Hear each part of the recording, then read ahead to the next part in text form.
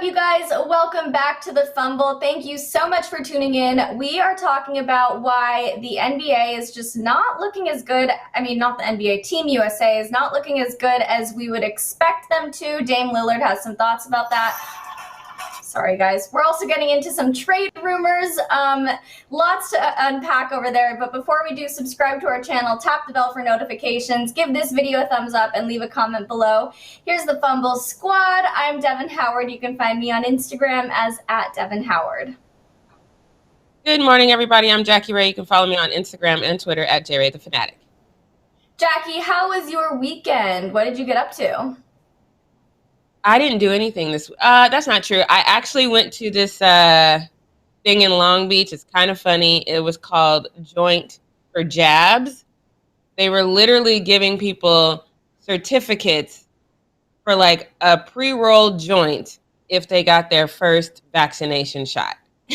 And I went because I expected the line to be around the corner because, you know, marijuana is very prevalent, not only just here in LA, but especially in Long Beach. And it was like me and like 10 other people. Really? Yeah. Wow. Except for there was a huge anti-vaxxer presence. They came out like with their charts and graphs. It was like, did you know? Did you know? And I'm like, bro, go away. Very, very, very aggressive. You're freaking me out. They were really aggressive. Like putting the graph in my face, like, did you know? And I'm like, personal space. Did you know about that? Oh my gosh. I find it so frustrating when any group of people does that. Like if you go to Planned Parenthood and there's the pro-lifers who are protesting or whatever it is, like it's always so aggressive because it's already kind of a vulnerable position to be in when you're doing something or a part of something that's already known as a little bit controversial. So I am so sorry that you had to deal with all of those people approaching you. It seems like their efforts could have been directed towards much larger vaccination areas, not where there was 10 people. All right. Like, and half of the people there were nurses. So it's like, bro, this is not, no, read the room. This is not your audience. Oh my gosh. Wow. Well, that sounds very interesting, Jackie. It sounds like you had a slightly more exciting weekend than I did. I was just in a crash course all weekend for my upcoming real estate exam, and it was boring AF. So boring. I was fried by the end of it, but I think it was helpful. So at least there's that. Let's talk about Team USA because it's a little bit surprising what we're seeing so far. When it comes to basketball, we see that the NBA sort of reigns supreme. The US invented basketball. We have the best league in the world with some of the best players in the world. And when you think of basketball, you're not typically thinking about any other league outside of the NBA. So you would expect Team USA to be able to sort of carry on that legacy, but that's not really what we're getting in the Tokyo Olympics thus far. Team USA lost to France in the first game of the Olympics men's basketball tournament that happened on Sunday. And with 9 All-Stars on its roster, you would think that they would do better, especially against France, who only has 5 All-Stars on their, or 5 active NBA players on their roster. Dame Lillard actually commented on why he thinks that the foreign NBA players are performing better than we're typically used to. And he thinks it's because they feel more freedom on an Olympic court. He said, quote, "They got more freedom and the comfort level is obvious, so we put ourselves in a dogfight and they made plays to win it." If that's the case, if there's more freedom on the Olympic court, why aren't we seeing US players performing better and leveling up? So my theory is this: we're used to the NBA looking as good as it does because we're constantly taking talent from around the world and putting them here in an American league. So we have a bunch of international players playing here in the US for NBA teams. I also think that because the NBA is known as being the greatest in the world and it's home to the greatest basketball players in the world, that maybe NBA players who are part of Team USA feel a little bit too comfortable in their position. Maybe they don't feel like the competition is as stiff, but as we're seeing, when NBA players go back to play for their home countries in the Olympics, suddenly they look a lot better than they used to because they've been trained by NBA trainers and they're part of NBA teams. So Jackie, I want to talk to you about this. Why do you agree with what Dame said, or is this sort of a poor excuse for why Team USA is not doing as well as we'd expect? I think it's a terrible excuse. Shout outs to Rudy Gobert, because I love me some Rudy Gobert. But he had said basically kind of the opposite, that they played as a team. They're more. He said that he actually feels the USA team is better, but that the France team plays more as a team. And I think that that's the huge difference because before you just didn't have. It's exactly like you said. You didn't have the NBA. The NBA has done an amazing job, and I know I've said this before, but I'm going to say it again. The NBA has done an amazing job of taking that franchise or that company worldwide, and so now kids actually have aspirations to make it to the NBA, so they work a lot harder to do that. Whereas before, you just kind of had these international teams, and then the best they could hope for was whatever was happening locally or the Olympics. Now they can aspire for basically stardom and make it into the NBA. So I think that the level of talent worldwide has gone up exponentially. That's number one. Number two, I do think it's what Rudy said. It's a little bit of what Rudy said, a little bit of what Dame said. Rudy says they play better as a team. These guys are excited to be in this moment. They're excited to represent their country. They're excited. They speak the same language, not that the U.S. doesn't, but it's a little bit different. Like you said, Rudy has experience over here. He can bring that back to them.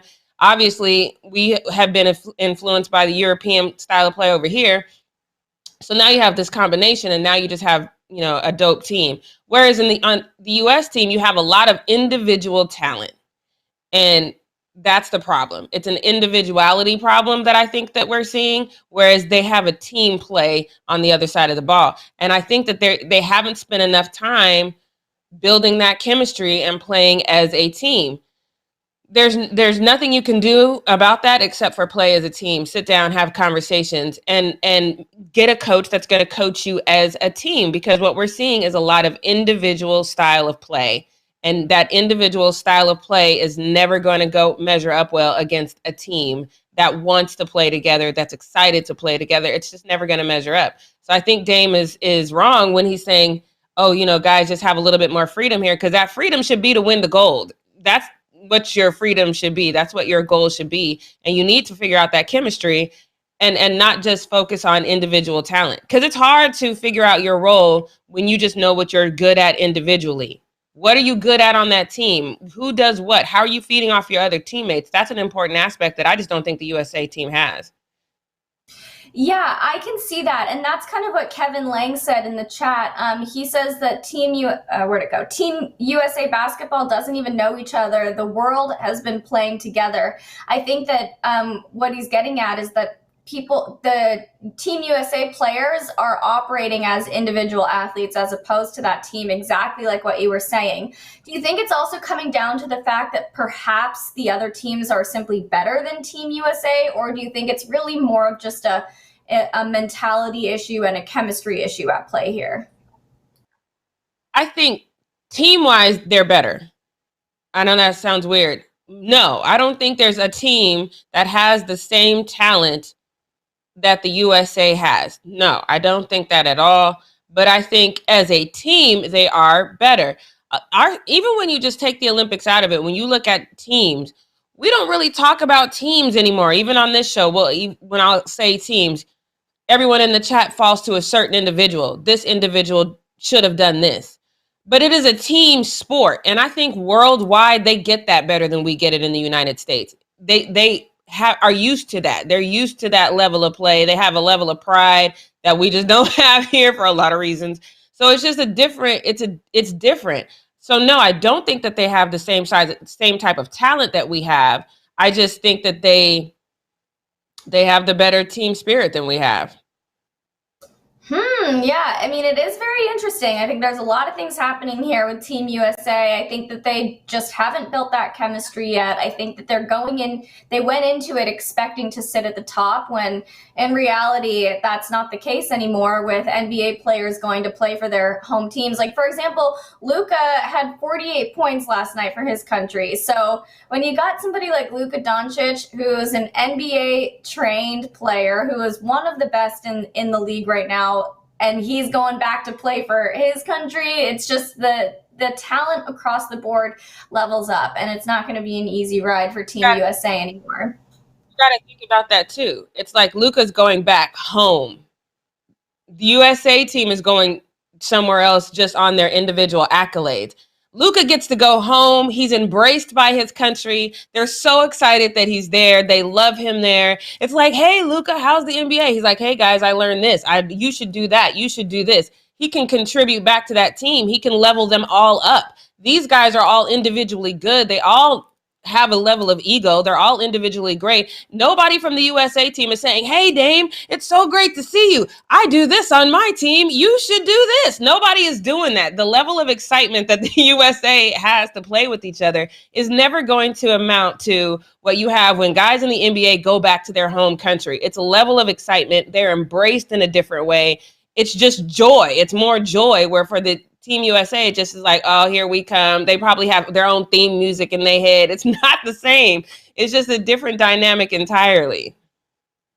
You're so right. Although I think there is one player who is on Team USA, and he's being embraced by pretty much everybody at the Tokyo Olympics, and you're going to be talking about that in the post-up. But it's funny because here in the US, that same player gets a lot of hate. So he's living a different life in Tokyo right now. But for now, let's move on and talk about some trade rumors.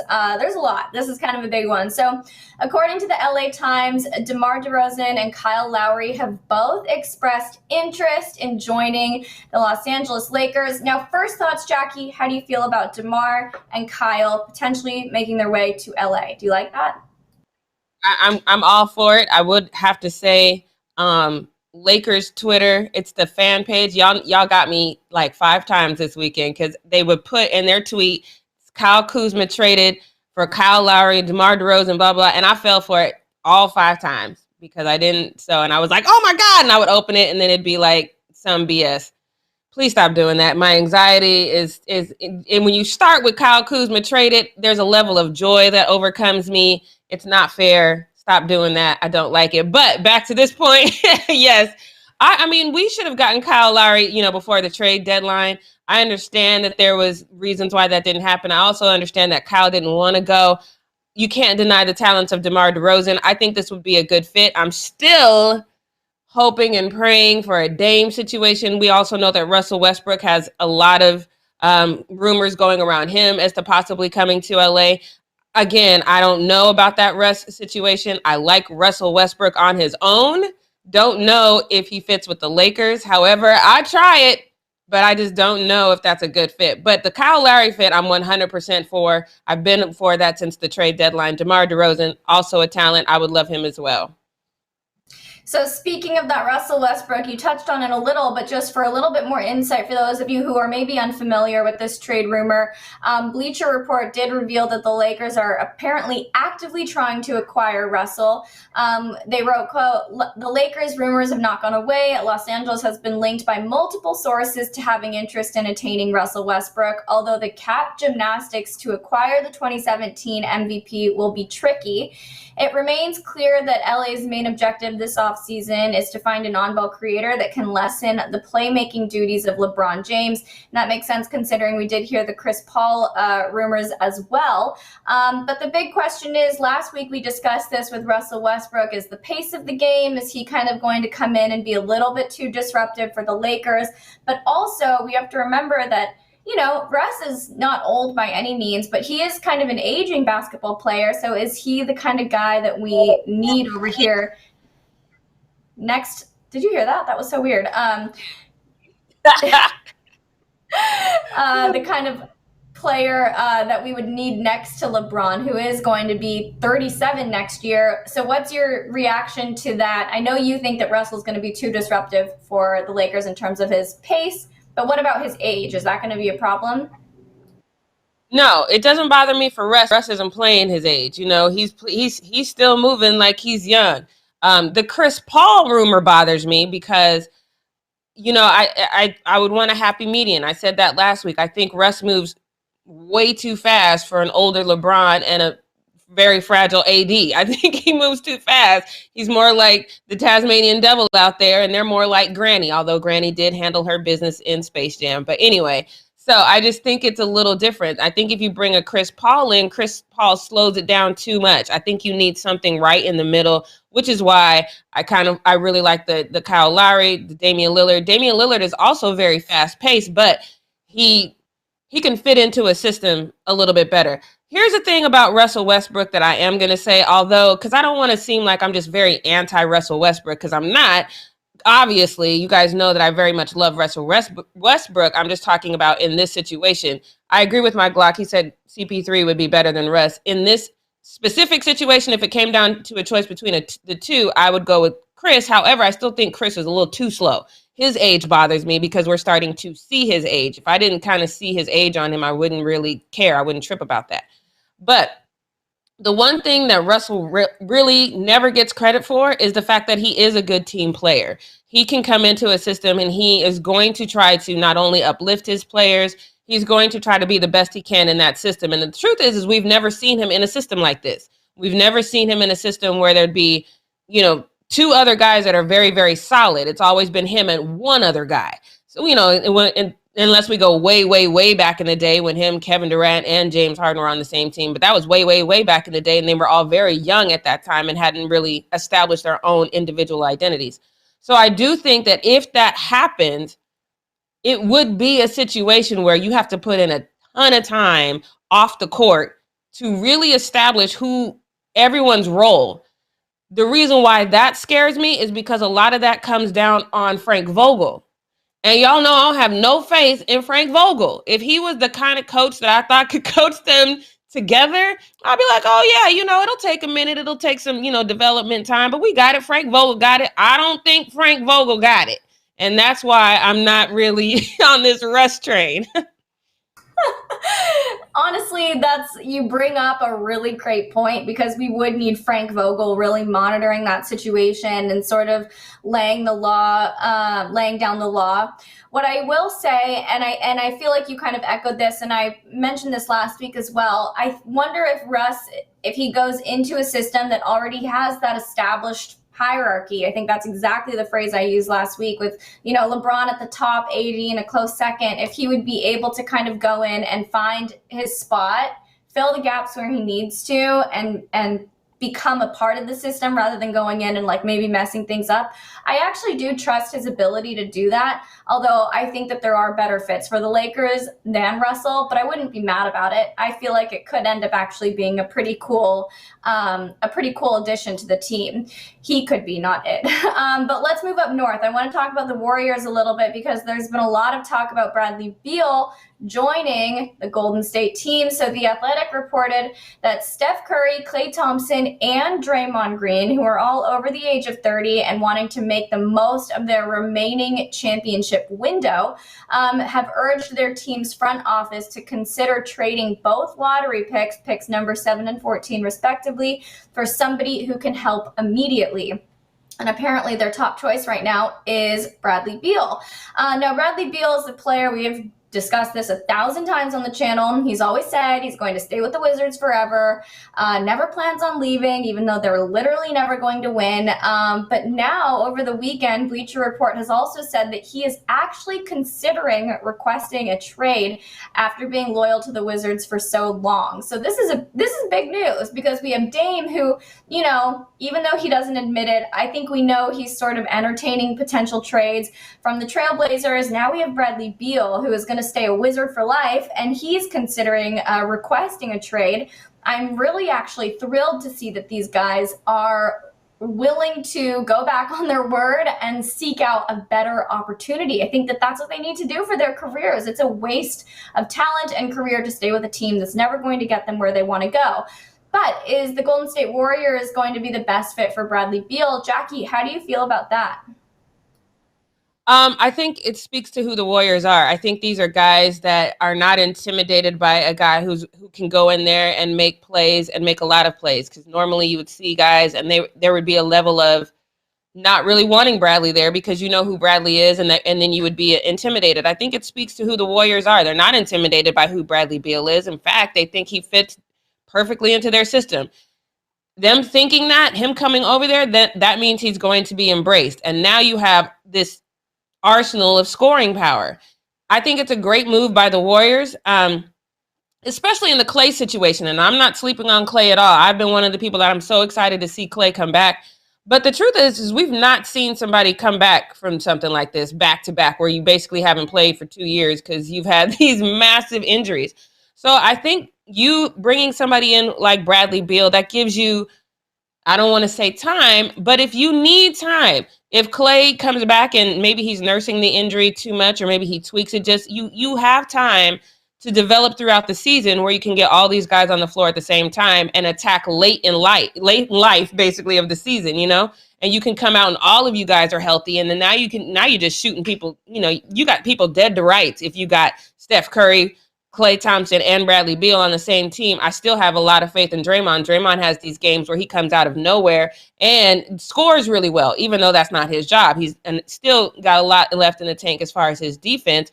But let's not sleep on him either. He's had these games where he's come out of nowhere. I think this would be fantastic for them. I think this all of a sudden puts the Warriors back in a conversation that they haven't been in it since Klay's really been hurt. So I think it would be a good look for them. And especially, like I said, it gives some wiggle room for everybody to kind of take time if they need it. And I think that's a great look. I think it's smart. And again, I think it speaks to who Klay, Steph, and Draymond are together and how they really want to win together. And they don't have egos in that. Hey, this is a guy, they did that with KD. This is a guy we think can help immediately. Let's go get him. Bradley Beal, this is a guy we think that can help immediately. Let's go get him. I think it speaks to who those three individuals are. And I think that's dope. I think it's dope too. And I know I want to see the Warriors have a better season this upcoming season than they have been. It's been a while, and I think it's fun when the Warriors are doing well. Maybe that's an unpopular opinion. I know that a lot of people were really mad with KD going to the Warriors. I really did not care about it. If Bradley Beal does join the squad, does that make them a super team again? How do you feel about that? Can we retire the phrase super team? Because I really do believe in my heart of hearts, the level of talent in the league is amazing, you know, and it's smart of me to want to match up with somebody that I think is dope. It's smart of me to match up with somebody that I think is going to help my franchise. I'm not going to go get the overweight guy that can't score just because you guys think, oh, he's loyal. I don't give a damn about this man being loyal. I want somebody that's going to come in here and do what I need them to do. I don't know if it makes them a super team as much as I think it makes them good business, you know, in the level of business. I need this guy for my team. I think it just, like I said before, it proves that Steph, Draymond, and Klay have a level of understanding of who they are as both players and who they are as teammates and how they can gel with somebody else. It's an immense understanding. And if you have the ability to go out and get a dope player, go out and get a dope player. Let the fans toil among themselves and say, he did it with, go whatever. They don't have the hardware. Let them whine about it. But I think we need to retire this phrase of super team. It's dope individuals in this league. If they join up together, that is also dope. Yes. Okay. All right. I mean, I'm not mad about the phrase super team just because I think it is an accurate way to describe like what the Nets are and all of that. But I agree with you. I've never been mad. What did it mean? And this is what I'm saying. We've seen these super teams before fail. They're super teams to us because and this is where we always miss it, and I'm going to beat this until the day I die. The NBA is a team sport. If you get a bunch of dope individuals on a team that can't play well together, it doesn't mean anything. Period. She spoke, you guys. She spoke. So my final question for you, Jackie, before we get into the post-up, do you have faith in any of these trade rumors, or is it just way too early for us to even be considering these things? I'm not listening to any rumors. All I am doing is praying to the basketball gods. Dame and Carmelo to LA. That's it. I'm not entertaining anything else until it happens. Aside from that, I'm just praying. When it happens, then I'll be like, okay. But until then, I got my sage going. Carmelo and Dame. Carmelo and Dame. That's all I'm doing. That's all I'm doing. You need to get some crystals. You got to throw in some crystals. Oh, okay. Yeah. Do that too. We'll figure out which ones we need. I have no idea, so we'll get the crystals. Anyway, let's wrap up Need to Know News. Let's go into the post-up. It's a funny one, so Jackie, take it away. Yes, let's get into the post-up. Who the man? You the man. Strong, handsome, black man. That's what I heard in my head when I saw this next video, you guys, because this is not a fan favorite. He's not a fan favorite, but apparently in Tokyo, he's the man, strong man. is getting all the love, some of the love he does not want, but he is getting all the love, and this is funny to me. Y'all take a look at this first video where this fan was like, it's Kevin Durant. Take a look. You've been all right. You're so nice. You take pictures to everybody. You know, man, they try to paint me as this guy that's, a villain, but I'm a nice person at the end of the day, man. You know what I'm saying? Can we get selfie real quick, man? Yeah. Want a picture with Zach LaVine? Nah, I want you. I want a picture with you, dog. Yo, I'm your biggest fan. I'm telling you. I can't believe this. Oh my god. So what's up to my Instagram? That's the first. Oh my god, what's up? Yo, I'm your biggest fan. I'm from Belgium. I'm a basketball player too. Oh, you hoop? Yeah, I hoop. Who y'all play first? We play Aussie. Australia. It's gonna be a tough. Yeah, that's gonna be tough. That's gonna be a tough. Yeah. But they missing Liz Canberry, so I know. It might. First of all, shout out to him to knowing who is missing on the women's team, that he's paying attention to that. So you definitely get a gold star from me for that aspect. But did you say he was like, do you want to see Zach LaVine? Like, he is milking this for all it is worth. I am not mad at it. He did resort back a little bit to his KD self in this next one, but I'm going to show you that. But look, DeAndre's burner account. Well, I'm going to show you this one. He got a kiss too, and I feel some type of way about the kiss. I'm y'all from take the DMV. You lucky I love you, girl. I'm from the DMV. Okay. I get really weird about people I don't know, their face entering my face space. Okay. Let's just go on. Let's go on to this next one, because DeAndre's burner account posted this. I thought this was funny. He was like, look at KD, because that was his face. He was like, do you want to talk to Zach LaVine? She goes, no, I want to talk to you. And he's like, looked all in the camera, looking all crazy. And then this fan says, they're a little friendly out there, and I get it. It says, bro, it's funny how people on Twitter start these narratives about KD, but Olympic athletes are falling over themselves trying to get pics with him. I get that. I think that they just don't understand how, because I'm not a KD hater. There's things about him I don't like, but I'm not a KD hater. And I'm one of those people that go where you need to go. I still don't like him going to a team that he couldn't beat. I don't like that. But him going to the Nets, no problem. I had zero problem with that. Do what you got to do.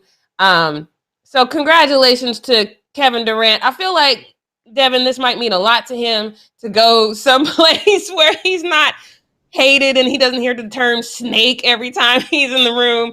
I think he appreciates this. That's what I was meaning earlier. Like, KD over here, you look in his comments on any picture that he posts, it's a bunch of snake emojis. It's people criticizing him for this reason or that reason.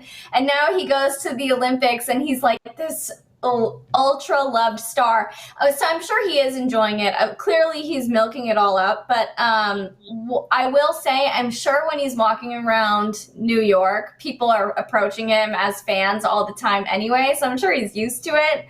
It's probably just nice to get so much positive attention from the people he's surrounded by and not a single person criticizing him for anything. Right. Yeah, I'm not mad at him. Eat it up, because you got to come back to the States at some point. So enjoy this moment in time. They were trolling him so bad once they realized that he was getting this kind of love. Team USA was like, all right, let's level this up. Let's have them sing to you. So y'all take a moment in time and look at this, because this is not the right time to sing this song. Take a look.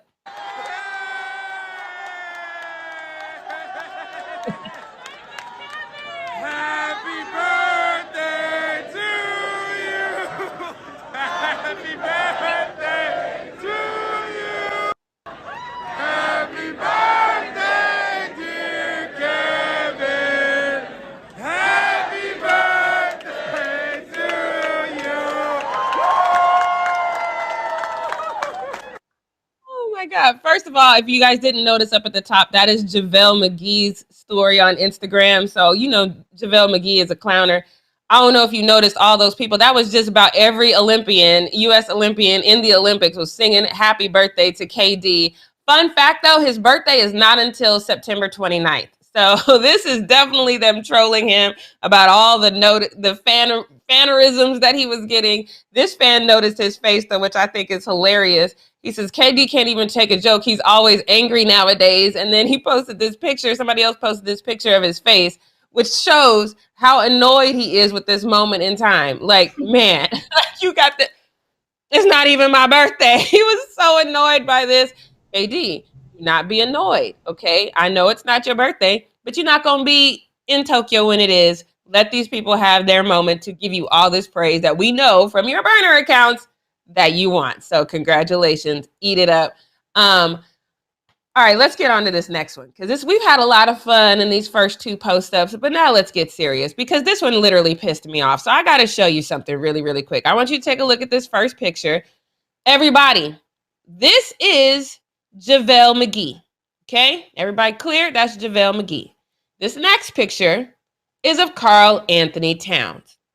I need you guys to understand that, because this reporter clearly thinks JAVALE McGee is Karl Anthony Towns. Y'all, they do not look alike. We do not all look alike, sir. Maybe listen to this question. This is the dumbest question. They do not look alike. Listen to this question. Hey, JAVALE, welcome aboard. I'm not sure. Is your mom still with us? My mom alive? Yeah, she's still alive. Yeah, I didn't. That's a weird question to ask somebody, but keep going. He handled that way better than I would have. I'd have been like, bro, we do not all look alike, sir. I know who you think I am, but I am not who you think I am. Why would you? And first of all, you couldn't just Google, you couldn't just grab your phone really quick. I know you saw, they told you the name of this player. His face in that moment is hilarious, though. I want you to look at his whole face. Come on, sir. Devin, what do you think about that? I mean, we've seen some dumb questions, but this, it's stupid. It's so dumb. And obviously, JAVALE and Karl Anthony Towns look nothing alike. JAVALE's mom's an Olympian, so I know that he was going to, the reporter was planning on asking about that, but still, why? Do your research before if you want to ask. Huh? I think he got confused because he was like, I think, because I don't know, maybe, but is your mom still alive? I think he thought it was Karl Anthony Towns. That's what I think, because that's all. Because otherwise, it's like you said, it's just a simple, hey, let me lean over to the reporter next to me. Is his mom still alive? And how do you, first of all, he has his mom on his social media like every other day. Like, how do you not know this? See, what I want to know is, how do these uninformed reporters make it to these press conferences? Like, we would have done our research. I know there have been times where I've had to go in and interview somebody I hadn't even heard of, and once I'm interviewing them, I'm like, I know this, I know this, I know this, I know that. Like, you got to do your research. What the hell? I can't believe that. And that's such an inappropriate question to ask too. Is your mom still with us? I would have been like, what, right here? What are you talking about? Right. And if my mom had passed, if you asked it like that, still pissed off. You either know she's here or she's not. Yeah. I don't like this guy at all. Hopefully this is last. Maybe he's young. Let me say this. If he's an intern, I'm going to give him a pass. If he's a professional that's been doing this more than 2 years fire that man immediately. Let me just say that. But let's go. Otherwise, we're going to end up with a Rachel Nichols squared situation, and we don't need another one. So let's move on into this next one, guys, because this one, I'm very disappointed in the way that people handled this. And to be honest, I'm only going to post one shade comment from this situation because I don't like this. So you guys know Shannon Brown, well, maybe you guys don't know, but his career ended in 2015. He played with a couple of teams. Obviously, you can tell from that picture he played with the Lakers, but he retired from the Heat. So both of these pictures are him. So that's him when he was with the Lakers in the number 12, and then with the Aliens, which is a terrible name for the Big Three. He's in the Big Three, Ice Cube's Big Three, and number 12. I've only seen like one game of the Big Three, so I haven't been able to catch all of them. But when I saw this, I was like, oh gosh. But in my head, with what we know, because if you remember the whole Chadwick Boseman situation and people start talking about his weight and then come to find out he was battling that internally, I thought we all would have learned our lesson that we don't know what people are going through, but clearly we have not. And again, I'm only going to post one comment because I just don't want to give a lot of haters. And this is probably the nicest hate comment that was on Twitter. It says, "Boy ain't dunking anything now except donuts." So again, that was probably the nicest hate comment. So I am really, really glad that people were so supportive of him in this situation. So this guy says, "Y'all would do anything for jokes and likes. Reading comments on how different Shannon Brown looks is disgusting as hell. As humans, we already lost." Agreed with that. Y'all don't know this man, and first of all, when you are an athlete and you're doing stuff day in and day out, you got muscle tone that's better. And you're working out. And so for you, if you don't keep that up, muscle does turn to fat. So you do have a situation after your career is over. You got to make a decision. Am I going to continue to work out, or am I going to just kind of let this go, or maybe change my diet? Those are decisions you have to make. This guy said exactly what I said, and I was so proud of him because you see he had a whole bunch of likes. He says, "Y'all swore y'all was done with body comments when Chadwick Boseman passed. Y'all doing it with Shannon Brown. Again, you never know what somebody is going through." We absolutely don't at all. And I'm very proud of that user for saying that. This user, though, and because what we saw with James Harden, we saw that James Harden got slim in like 4 days. This user said it was just a bad angle with his nasty hair. Because in this picture, he doesn't look as big at all. He's bigger than he was when he was in the league, but not quite as big as that first picture made him out to be. So perhaps it was just a bad angle. Now you really feel dumb if you out here clowning this man and that was just is one bad angle. Either way, though, Devin, people really dogging him about his weight and coming at him. And this is the first time we've really seen him in this kind of playing capacity, at least me, since 2015. What are your thoughts on that? I think it's exactly what you said. Whenever you're out of a professional league for how many years is that? 6 years, you're going to look a little different. Like you're not going to be able to maintain that same sort of lean cut physical appearance, and I do feel bad for him. But I have always felt bad when an athlete's weight is a topic of conversation. Even somebody like Zion, who admittedly, even he admits it, he knows he needs to kind of like shape up and lose some weight. I feel bad for Zion just because it's embarrassing. It's pretty embarrassing when people start publicly commenting on how you look and how much you weigh and if you're getting fat or if you're too skinny. So I do feel bad for it. I think people are just insensitive, and I think that the internet obviously gives people a license to say whatever they want under a cover of anonymity, and people in doing that end up saying the meanest things possible because they feel like they can, which is so weird to me. So I feel bad for him. And also in that second photo you showed, it looks like his face has just gotten maybe a little more fleshy because he's gotten older, which happens, and he's not really like so overweight. Right. And I've seen pictures of myself, and I'm a pretty thin person. You guys probably, I'm a pretty thin person, but I've seen pictures of me just hanging out with people. I'm like, Jesus Christ, like, look like I put on 100 pounds in this picture just because, it was taken from like up angle, and I'm looking down at my face. It's just like some angles just ain't your friend. Which is why girls always say, let me see that, because we need to know what you about to post. You ain't about to post us with that first picture. And that's how Shannon got caught up. So again, the moral of the story is, though, is you never know what people are going through. So be mindful of that, especially when we can't see you. You just got one little icon. You might be just as, if not bigger. So don't do that. This next one is really, really interesting because I actually read about this article Oh no, let me go. Yeah, I almost skipped one, y'all. This one I didn't. TREZZ out here doing everything that we would want him to do when he was with the Lakers, but he played in the Atlanta Entertainment Basketball League, which is it's a pro-am game. And I'm thinking personally, because I haven't seen this since Shaq was playing back in the day. I don't think they're paying that much for their backboards. Take a look.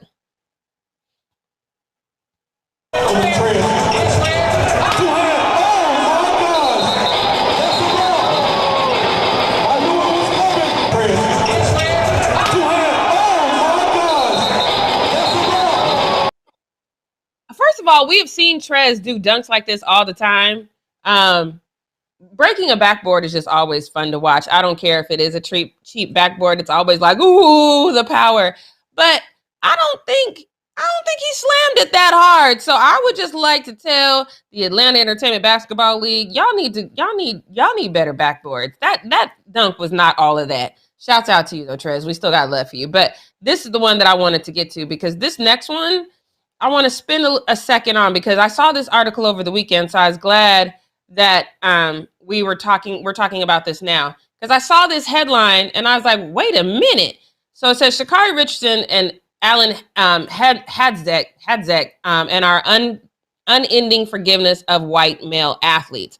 So if you don't know the story, Alan Hadzek is a fencing. He's an Olympic fencing person who has sexual assault charges pending against him, but he's still in the Olympics. So let me show you this tweet and it's interesting because this one names him by name. So I saw this tweet. This one's interesting to me because BuzzFeed, which is always about putting people on blast, not in a non-journalistic way, but if they know the name, they're going to put it in the little headline to make you read it. But this one just says a U.S. fencer facing sexual assault allegations made it to the Olympics and has a team safety plan to keep him away from women.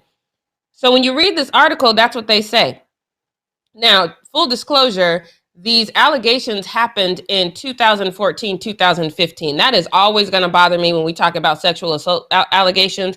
There's no way in hell you can prove that at this point unless there's video or audio recordings of it. You can't prove it. It becomes a he said, she said then, and I don't like those kinds of cases.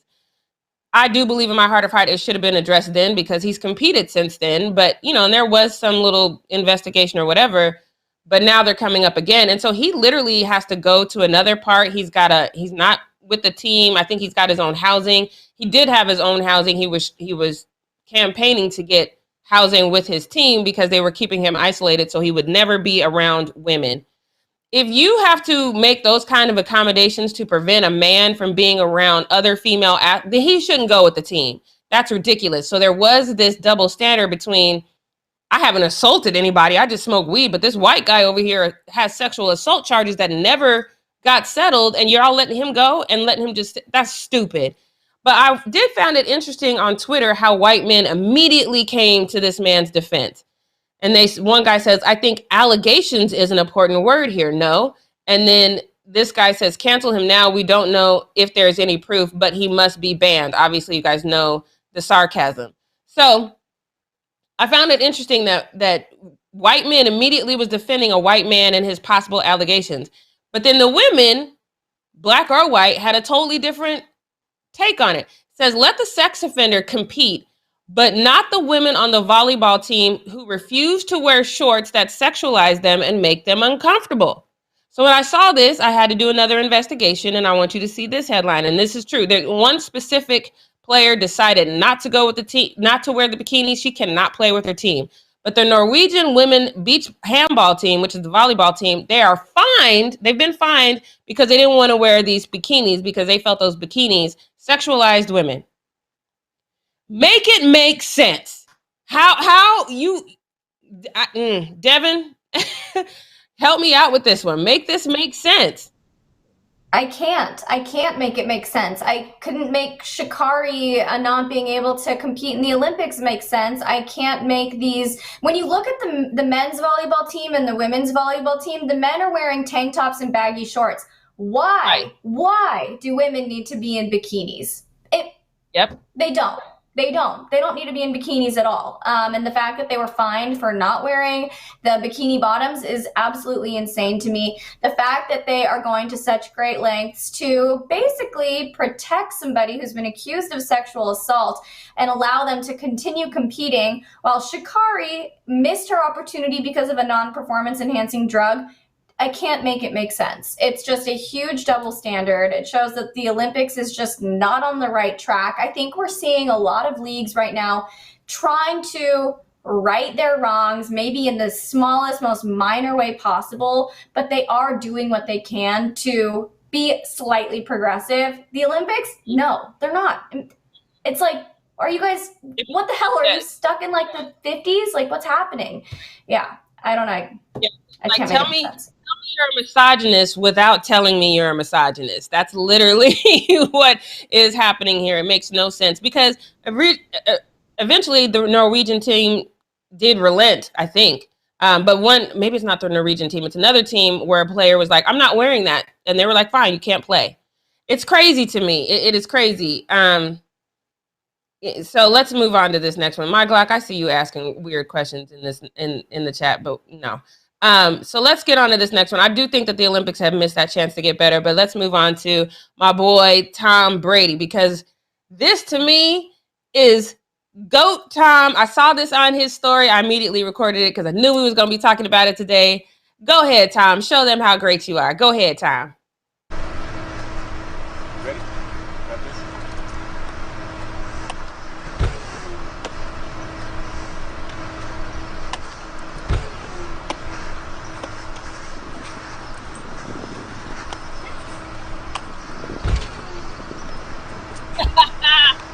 Let's go. Go ahead, Tom. That is so amazing. I was like, Tom is so accurate. He's just doing the thing. But Twitter was like, no. First, they weren't giving him credit. Then they were asking if it was real. This one says, Tim, that's like 10 yards away. Anyone could do that. And then this one says, cool video, but not real, folks. A football would not stick into moving Jug's machine because it just keeps moving. It would bounce right out. So that did make me think, because I think that's true. The rotators are going like this, but I don't think they're going like that all the time. So then this morning I was watching First Take, and they had this whole debate on if it's real or if it's fake. I want us to watch it one more time. You guys let me know in the chat. Is this real or is it fake? Take a look. Ready? Got this?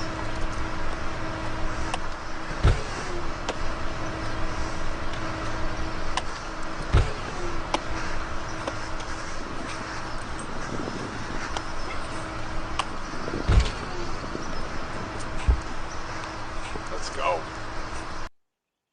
I'm going real. You guys do hands up in the chat if you think it's real. Thumbs down if you think it's fake. Devin, what do you think? I think it's real. I think he did this. I think it's real too. And also to the person who said that's 10 yards away, then why is playing darts in a bar so difficult? You're like 6 feet away. If it was so easy to be accurate when you're closer, like, why am I terrible at darts? It's just funny. Like, you have to be able to acknowledge when somebody does something well. Also, I don't normally feel this way about Tom Brady, but seeing him in that video, I'm like, ooh, Tom Brady, looking good. Yes. Weird. I don't normally feel that way. He looks good. He's a great player. I don't know why people try and argue that. Like, that's obviously amazing what he was able to do.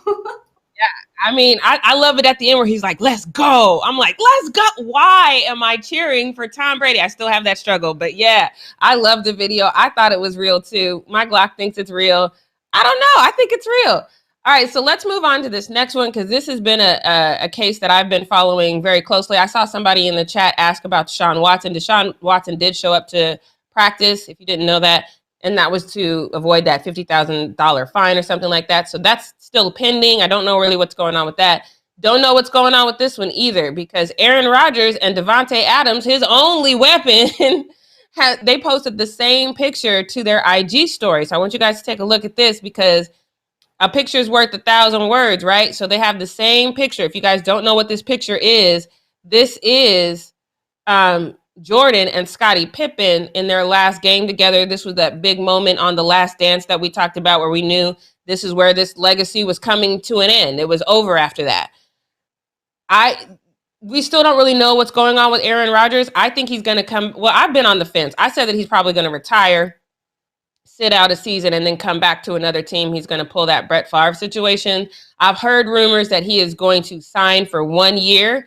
And then he and Davante Adams are going to leave together, which would make this picture make sense because this is their last hoorah together. Everybody in the world wants to know what this means. Fans have a strong reaction to this, so let me show you this first one. This guy says, F it, Green Bay. Trade Rodgers as far away from our locker room as possible and ship 15 to the Bengals just because you can. If these guys don't want to lay aside their issues with the team to focus on this season in Green Bay, they need to go before 7/27. There's a lot of issues, though. I don't think that's a fair statement. The Green Bay Packers have not treated Aaron Rodgers right. That's number one. Let's go on to this next tweet. That says, the first one says, imagine both go to the Vikings just to stick it to the Packers. I'm sure they wouldn't have mercy and would try to score 60 on them. And the guy on the bottom says, I'm all for the Packers hate, but chill, bro. Let them leave the division. I don't know what's coming. Aaron Rodgers wants a lot of control over that offense. He wants a say in calling plays. He doesn't get to call as many plays as, say, like a Tom Brady does. And now he spent all that time golfing with Tom Brady, and Tom Brady made fun of him for that, deciding to kick a field goal moment instead of going for it. That's because Aaron Rodgers didn't get to make that call. So imagine spending that time with this GOAT who you also feel like you're GOAT-like as well, and you don't even have the same say as Tom Brady does. I think he's out, or if at minimum, if he does come back, he's only going to be there for a year. That's my thought process. You guys let me know what you think in the chat. But now let's get on to another Olympic problem in what we not gonna do. This is difficult for me, guys, because you guys know I interviewed Rachel McCoy. She's an Olympic high jumper. She is going to be competing on August 4th. I can promise you that I will watch that and probably a lot of the track and field. Obviously, I'm gonna watch our girl Simone, but it's a lot. I want you guys to take a look because the double standards that the Olympics are putting out there. We just talked about the one with the women, and now this. So read this headline carefully. It says, cannabis takes the world stage at the Tokyo Olympics. Cannabis, the same thing that prevented Sha'Carri Richardson from being able to compete, is taking the world stage at the Tokyo Olympics. Take a look at the caption underneath this. So this is a Forbes article. And it says, for the first time in the Olympics' 125-year modern history, elite athletes are being open about their use of cannabis products to prepare them for the world's biggest stage in sports. Leading the charge is Olympic gold medalist and U.S. soccer women's national team star Megan Rapinoe, who incorporates CBD into her training routine using products from Mindy, a company founded by her sister Rachel Rapinoe and Brett Schwager. Now, look, I'm not mad at that. I'm not mad at any cannabis user. I'm pro cannabis. My brother owns a grow house and a dispensary. He's helped countless people. It's an amazing thing to see, especially people who are suffering with pain, not have to do these addictive pain pills and they can turn to cannabis instead. I'm not mad at this at all. Now, my immediate knee-jerk reaction was like, Megan, what the hell? But then I had to remember Megan actually did come out in support of Sha'Carri, and she said that all athletes, this is her quote, she said, all athletes should be able to use marijuana. She says it helps her sleep and recover after her training sessions. Now, this is a double standard, no matter how you look at it. To be fair, CBD is legal within the parameters of the Olympics. Because it's the THC from cannabis that is not. So you can use CBD oils and things of that nature. It's the THC. You guys, if you don't understand that, you can have like the oils and things of that nature. The THC is removed out of that. If you just have weed in its form and you happen to set it on fire, that's when you get the THC. So it technically is two different things, but it comes from the same plant. But when you have two sides of the same coin, that's how you get these double standards. So here's the thing. Tokyo knew that this was going to be a moment in time where they were going to have Megan Rapinoe on this world stage, as they call it, talking about the benefits of CBD. So regardless if you're talking about, oh, CBD and THC are two different things, you know the optics, you know what it looks like. And you had this moment in time to say, hey, we allow CBD oils. And in fact, you're probably going to read an article in Forbes that's coming out about Megan Rapinoe and her sister coming together to let people know about the benefits.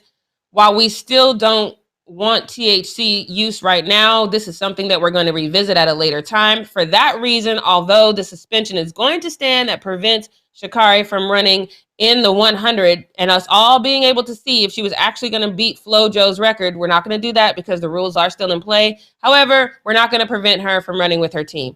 Instead of doing that, y'all just release this article. At the very least, don't let this article be released. This is just going to have to wait 4 years because otherwise you look like an idiot.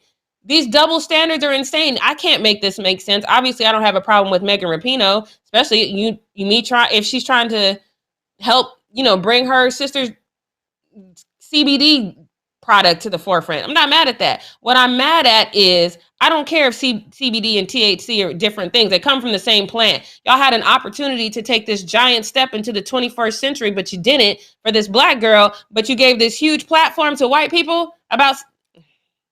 What we're not going to do is pretend that this ain't a double standard. And this is your double standard for white men and Black women and white women and Black women. It's ridiculous. And you should, at the very least, own it and say, we might have dropped the ball on this one. We were wrong for it. Granted, it means nothing to us now because she still can't run. But this is a lot. Devin, what are your thoughts on this? I feel like if the Olympics are able to recognize the benefits of CBD for managing stress, for relieving sore muscles, then they should have been able to look at why Sha'Carri was using it and recognize that it wasn't doing anything to change the way she was playing her sport or anything. They should have been able to say, like, yeah, this isn't technically allowed, but we get it, especially knowing that there was going to be this big CBD focus.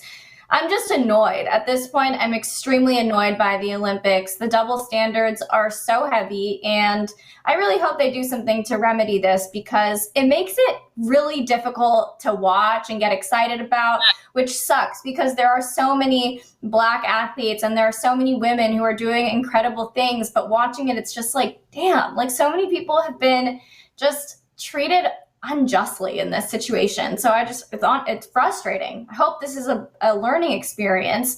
But you guys, we can wrap up the show for the day. We are at the end of our time now, so make sure you subscribe to our channel, tap the bell for notifications, hit that thumbs up, leave a comment below, share this video with your friends. We're going to be back tomorrow at 9 a.m. Pacific Standard Time, so don't forget to tune in, and we will see you guys later. Bye, everyone.